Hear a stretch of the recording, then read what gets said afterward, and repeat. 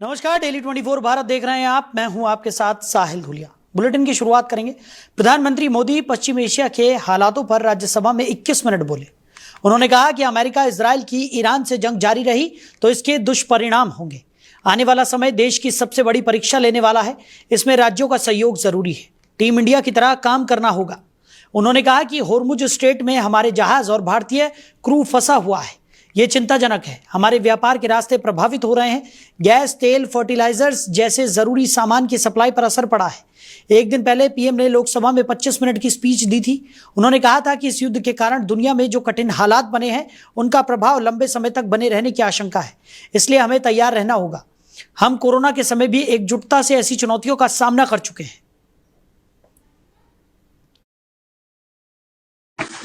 सभापति जी, Hormuz strait विश्व व्यापार के सबसे बड़े रूट्स में से एक है। विशेष तौर पर कच्चे तेल, गैस और फर्टिलाइजर से जुड़ा परिवहन इस क्षेत्र से बहुत बड़ी मात्रा में होता है। युद्ध के बाद से ही होर्मुज स्ट्रेट में जहाजों का आना जाना बहुत चुनौतीपूर्ण हो गया है।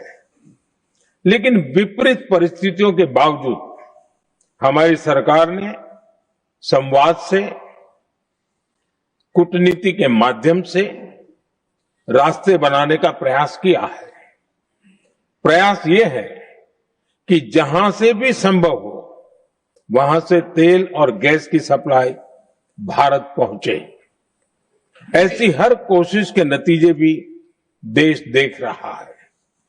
बीते कुछ दिनों में दुनिया के अनेक देशों से कच्चा तेल और एलपीजी से भरे जहाज भारत आए हैं।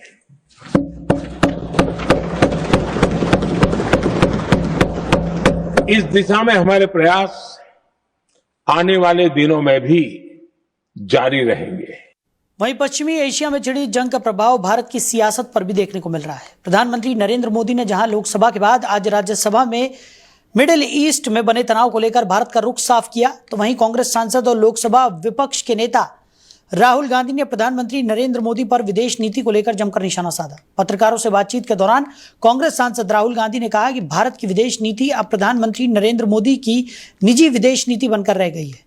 अगर प्रधानमंत्री की छवि खराब होती है तो हमारी विदेश नीति भी खतरे में पड़ जाती है। इसकी जग हसाई हो रही है। इसके अलावा राहुल गांधी ने एक बार फिर आरोप लगाया कि प्रधानमंत्री मोदी अमेरिकी राष्ट्रपति डोनाल्ड ट्रंप के नियंत्रण में है। डोनाल्ड ट्रंप को अच्छी तरह पता है कि प्रधानमंत्री मोदी क्या कर सकते हैं और क्या नहीं। अमेरिका और इजराइल जो कहेगा प्रधानमंत्री मोदी वही कहेंगे। राहुल ने कहा कि प्रधानमंत्री के इन्हीं कारणों के चलते लोगों को इसका खामियाजा भुगतना पड़ेगा।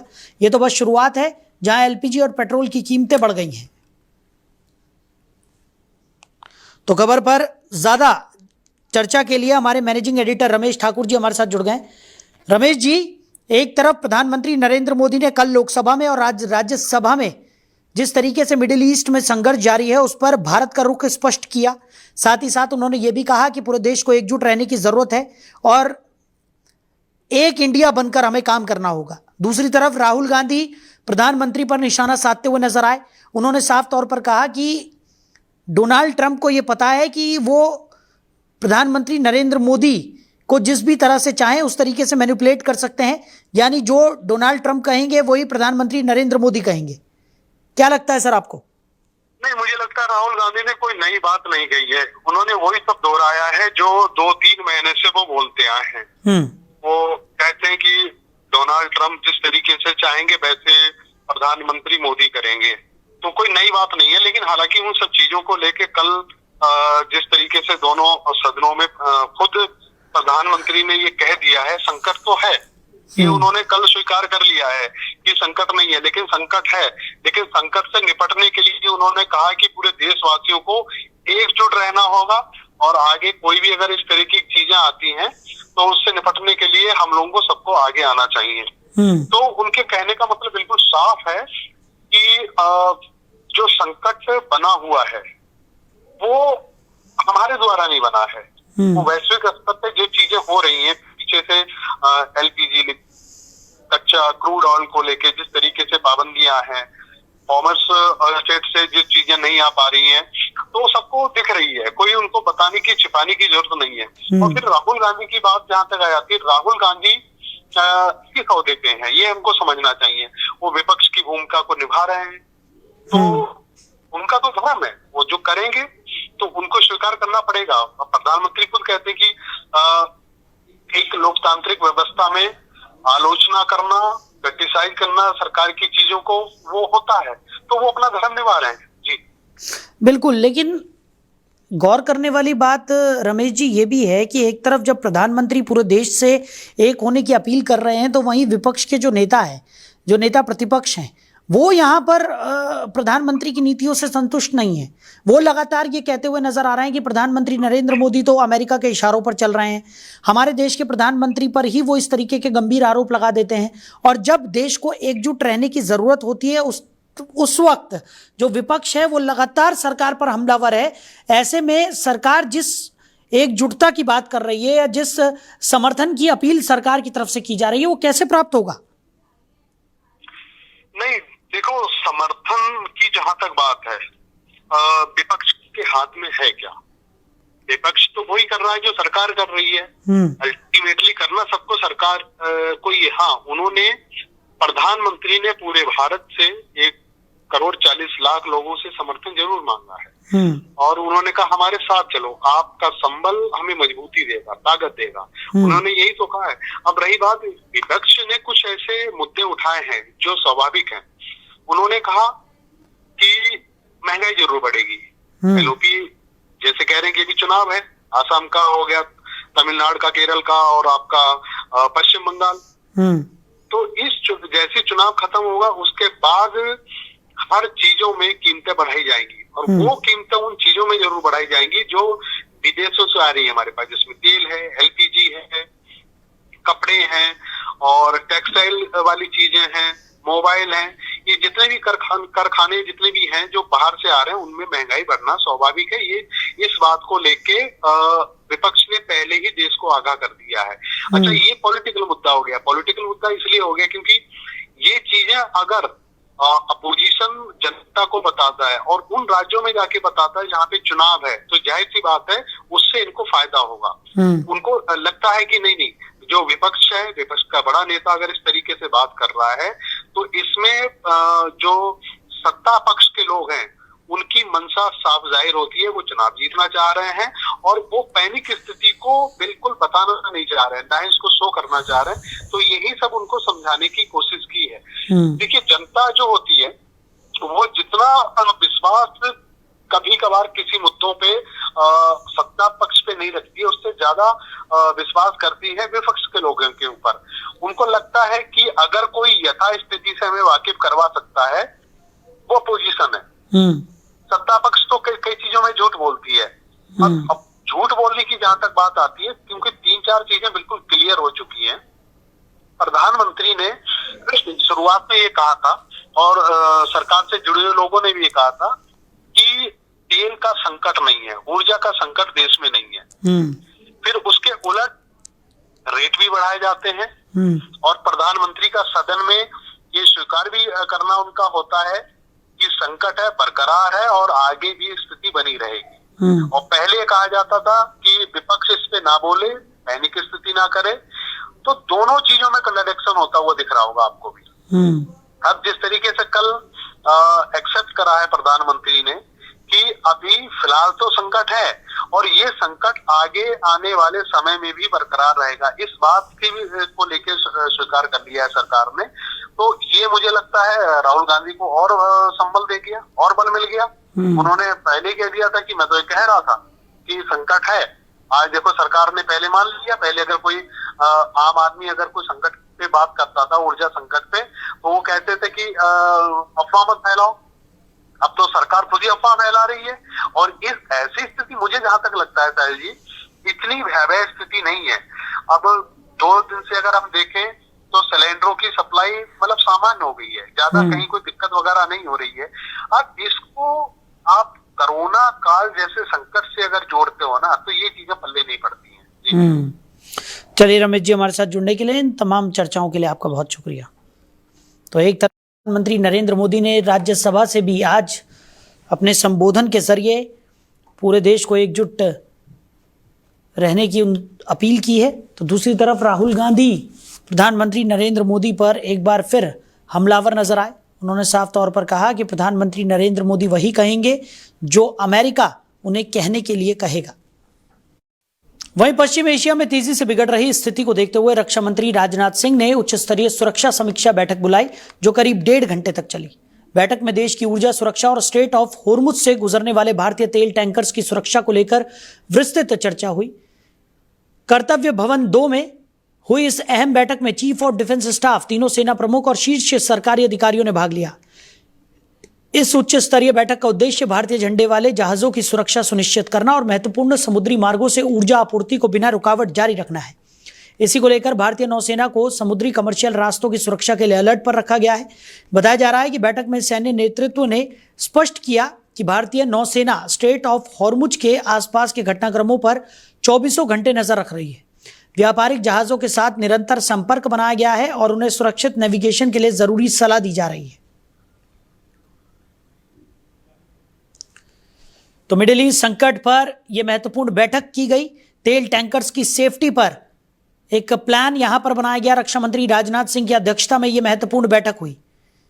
तो लगातार जिस तरीके का मिडिल ईस्ट में संघर्ष देखने को मिल रहा है, उसके मद्देनजर भारत पर भी उसके व्यापक असर पड़ने के आसार जताए जा रहे हैं और ऐसे में पहले से ही तमाम तैयारियां रखी जाएं, किसी तरह की कोई परेशानी यहां पर खड़ी ना हो, इसको लेकर यह महत्वपूर्ण बैठक रक्षा मंत्री राजनाथ सिंह की अध्यक्षता में की गई, जिसको लेकर तेल टैंकर्स की सेफ्टी के प्रारूप में यह प्लान यहां पर बनाया गया। तीनों सेना प्रमुख इस बैठक में शामिल हुए। चीफ ऑफ डिफेंस स्टाफ भी इस बैठक में शामिल रहे। वहीं रक्षा मंत्री राजनाथ सिंह ने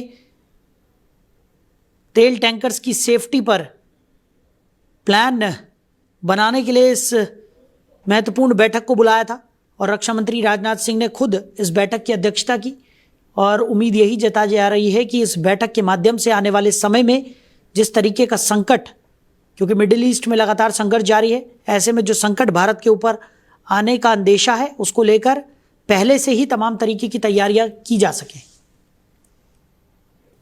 तो अमेरिका, इजराइल और ईरान जंग का आज 25वां दिन है और ईरान में कई जगह एनर्जी इंफ्रास्ट्रक्चर पर हमला हुआ। मीडिया रिपोर्ट्स के मुताबिक ईरान के इस्फहान शहर में गैस प्लांट और गैस कंट्रोल स्टेशन को निशाना बनाया गया। इसके अलावा खारम शहर के पावर प्लांट और उसकी गैस पाइपलाइन पर भी हमला हुआ। वहीं लेबनान में ईरान समर्थक उग्रवादी संगठन हिजबुल्लाह ने आज इजराइल के 5 ठिकानों पर मिसाइल और ड्रोन अटैक किया।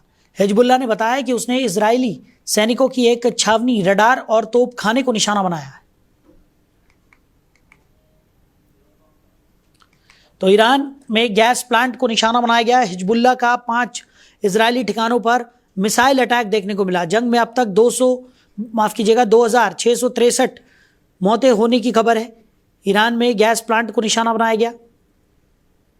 हिजबुल्लाह ने भी 5 इजरायली जगहों पर हमले किए हैं। मिसाइल अटैक हिजबुल्लाह की तरफ से किया गया। तो दोनों ही तरफ से लगातार देखने को मिल रहा है कि हमले लगातार जारी हैं और फिलहाल मिडिल ईस्ट का जो संघर्ष है वो रुकने के कगार पर कहीं से भी नजर नहीं आ रहा। वहीं अमेज़न ने बताया है कि उसकी cloud service Amazon web service का बहरीन रीजन हाल ही में डिसरप्ट हुआ है। तो कंपनी के अनुसार ये समस्या इलाके में हो रही ड्रोन गतिविधि के कारण आई है। ये घटना ऐसे समय में सामने आई है जब मिडिल ईस्ट में तनाव पहले से ही बढ़ा हुआ है। अमेज़न ने कहा कि वो अपने ग्राहकों को दूसरे AWS रीजन में शिफ्ट करने में मदद कर रही है ताकि उनकी सेवाएं प्रभावित ना हो। हालांकि कंपनी ने यह साफ नहीं किया है कि नुकसान कितना हुआ है या ये समस्या कितने समय तक चलेगी। कंपनी ने अपने बयान में कहा कि जिन यूजर्स का डेटा या काम इस प्रभावित रीजन में है, उन्हें अन्य लोकेशन पर माइग्रेट करना चाहिए। अमेज़न वेब सर्विस सिर्फ एक क्लाउड सर्विस नहीं है, बल्कि ये दुनिया भर की कई वेबसाइट्स, ऐप्स और सरकारी सिस्टम्स को चलाने में अहम भूमिका निभाता है। यह अमेज़न के लिए सबसे बड़ा प्रॉफिट कमाने वाला बिजनेस भी है। ऐसे में किसी एक रीजन में भी समस्या आने से कई सेवाओं पर असर पड़ सकता है। वहीं दिल्ली की मुख्यमंत्री रेखा गुप्ता ने विधानसभा में वित्त वर्ष 2026 और 2027 का बजट पेश किया। इस बार सरकार ने 1,03,700 करोड़ रुपए का बजट पेश किया और सीएम ने अपने संबोधन में कहा कि इस बजट को लोगों की जरूरतों को ध्यान में रखते हुए ग्रीन बजट के रूप में तैयार किया गया है। इसी के तहत कुल बजट का 21% हिस्सा पर्यावरण के लिए निर्धारित किया गया है। बजट में एजुकेशन के लिए 19,000 करोड़ आवंटित किए गए हैं। नई योजना में 10वीं क्लास में मेरिट में आने वाले सभी स्टूडेंट्स को लैपटॉप दिया जाएगा। वहीं 9वीं क्लास में पढ़ने वाली सभी बच्चियों को मुफ्त साइकिल दिए जाने की घोषणा की गई है। लोक निर्माण विभाग के लिए 5,921 करोड़ रुपए का फंड आवंटित किए गए हैं। इसके साथ ही शहरी विकास के लिए 7,887 करोड़, यमुना पार के लिए 300 करोड़, झुग्गी विकास के लिए 800 करोड़, ग्रामीण विकास के लिए 787 करोड़ और विकास विभाग के लिए 914 करोड़ रुपए का प्रावधान किया गया है। हमने 70.3% रेवेन्यू एक्सपेंडिचर के लिए रखा है और 29.7% कैपिटल एक्सपेंडिचर के लिए इसमें आवंटित किया है, जो पिछले साल से भी ज्यादा कैपिटल एक्सपेंडिचर इस वर्ष हम करने वाले हैं। वर्ष 2025-26 के लिए टैक्स और जीएसडीपी रेशो 4.95% थी और वर्ष 26-27 के लिए यह प्रतिशत 5.09% रहने का अनुमान है, जो पिछले वर्ष से बेहतर है, ज्यादा है। और इसी के साथ दिल्ली में रेवेन्यू सरप्लस 9,092 करोड़ रुपए का इस वर्ष रहने वाला है। हमने 70.3% रेवेन्यू एक्सपेंडिचर के। वहीं गुजरात सरकार ने विधानसभा में समान नागरिक संहिता बिल 2026 पेश किया है, जिसका मकसद शादी, तलाक और विरासत जैसे विषयों के लिए सभी धर्मों के नागरिकों के लिए एक समान कानून बनाना है। उत्तराखंड के बाद गुजरात ऐसा करने वाला दूसरा राज्य बनेगा। ये कानून राज्य के निवासियों और बाहर रह रहे गुजरातियों पर लागू होगा, लेकिन अनुसूचित जनजातियों को इससे बाहर रखा गया है। बिल की मुख्य बातों में बहुविवाह पर रोक और लिव इन संबंधों का अनिवार्य रजिस्ट्रेशन शामिल है। मुख्यमंत्री भूपेंद्र पटेल ने गुजरात समान नागरिक संहिता विधेयक 2026 विधानसभा में पेश किया। अगर ये विधेयक विधानसभा में पारित हो जाता है तो गुजरात उत्तराखंड के बाद समान नागरिक संहिता विधेयक पारित करने वाला देश का दूसरा राज्य बन जाएगा। उत्तराखंड ने फरवरी 2024 में यूसीसी विधेयक पारित किया था। गुजरात सरकार की ओर से नियुक्त एक विशेषज्ञ समिति ने यूसीसी के क्रियान्वयन पर एक हफ्ते पहले अपनी रिपोर्ट सौंपी थी। गुजरात समान नागरिक संहिता 2026 नामक ये प्रस्तावित कानून पूरे राज्य में लागू होगा। यही नहीं, गुजरात की सीमा से बाहर रहने वाले राज्य के निवासियों पर भी ये कानून प्रभावी होगा।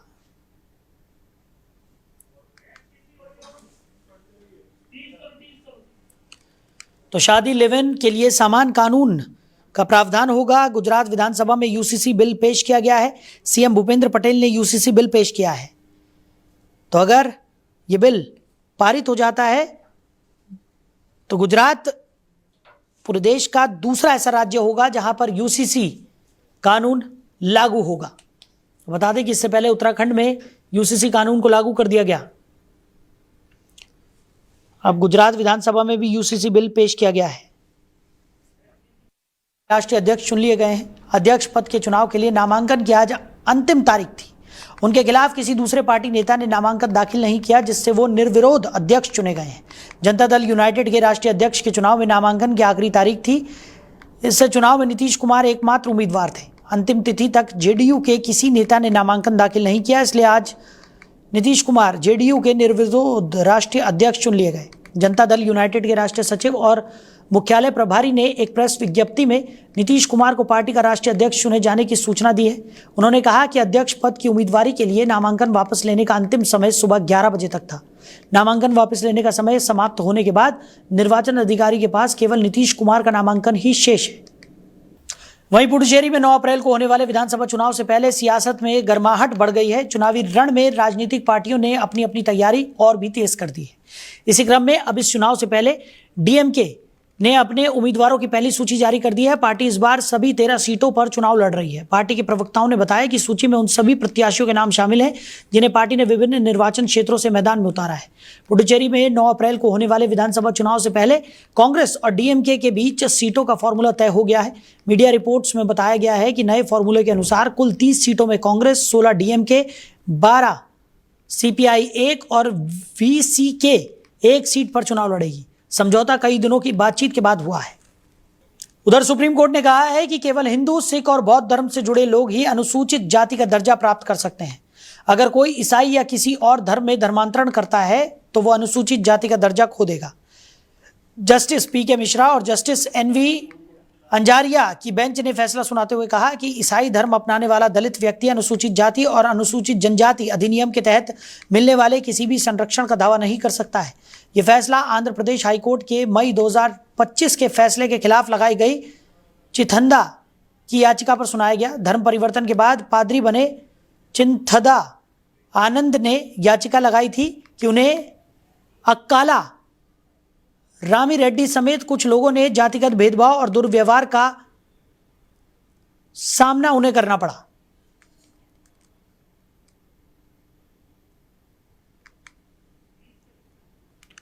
तो सुप्रीम कोर्ट ने यह फैसला यहां पर सुनाया है।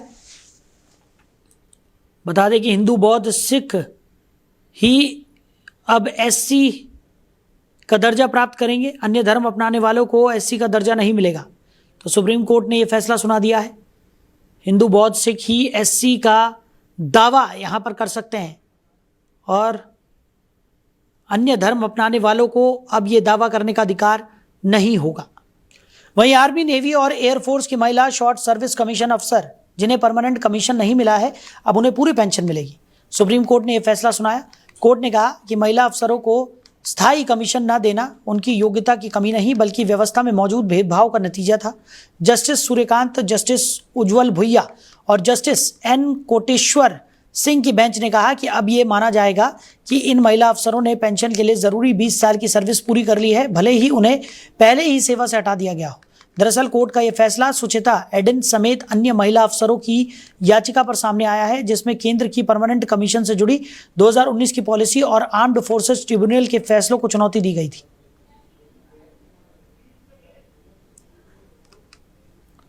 तो सेना में महिलाओं को परमानेंट कमीशन मिलेगा।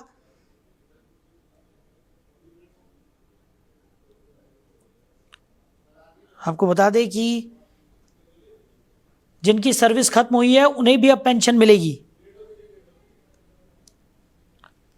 तो सेना में महिलाओं को परमानेंट कमीशन मिलेगा। महिला अफसर सेना में स्थायी कमीशन की हकदार होंगी। वहीं अब ऑनलाइन खाना ऑर्डर करना थोड़ा महंगा पड़ सकता है। जोमैटो के प्लेटफॉर्म फीस बढ़ाने के कुछ ही दिनों बाद स्विगी ने भी ऐसा ही कदम उठाया है, जिससे ग्राहकों को हर ऑर्डर पर देने वाली फीस बढ़ गई है। स्विगी ने अपनी प्लेटफॉर्म फीस बढ़ाकर 17.58 रुपये प्रति ऑर्डर कर दी है, जो पहले 14.99 रुपये थी। ये लगभग 17% की बढ़ोतरी है। इस खबर के बीच स्विगी का शेयर 2.90% उछलकर 280.40 रुपये पर पहुंच गया है। स्विगी ने यूजर्स को बताया है कि इस बढ़ी हुई फीस से उसे स्विगी प्लेटफॉर्म को चलाने और उसका मेंटेनेंस भरने में मदद मिलेगी। कंपनी की तरफ से जारी किया गया है कि यह मैसेज अब ऐप पर चेकआउट के दौरान दिखाई दे रहा है। स्विगी की तरफ से किया गया बदलाव जोमैटो द्वारा अपनी प्लेटफॉर्म फीस बढ़ाने के कुछ ही समय बाद दिया गया। तो इसी बीच इस वक्त की सबसे बड़ी खबर निकलकर सामने आ रही है। आपको बता दें कि इच्छा मृत्यु मिलने वाले हरीश राणा का निधन हो गया है। बड़ी खबर आपको बता रहे हैं, सुप्रीम कोर्ट से इच्छा मृत्यु की अनुमति पाने वाले हरीश राणा का एम्स में निधन हो गया है। बताया जा रहा है कि एम्स में 10 दिन भर्ती रहने के बाद उन्होंने अपनी अंतिम सांस ली। तो भारत में निष्क्रिय इच्छा मृत्यु की अनुमति पाने वाले व्यक्ति हरीश राणा का एम्स में निधन हो गया। वो साल 2013 से कोमा में थे। सुप्रीम कोर्ट ने 11 मार्च को उन्हें इच्छा मृत्यु की अनुमति दी थी। तो बता दें कि हरीश राणा का निधन हो गया है। 10 दिनों से वो एम्स में भर्ती थे।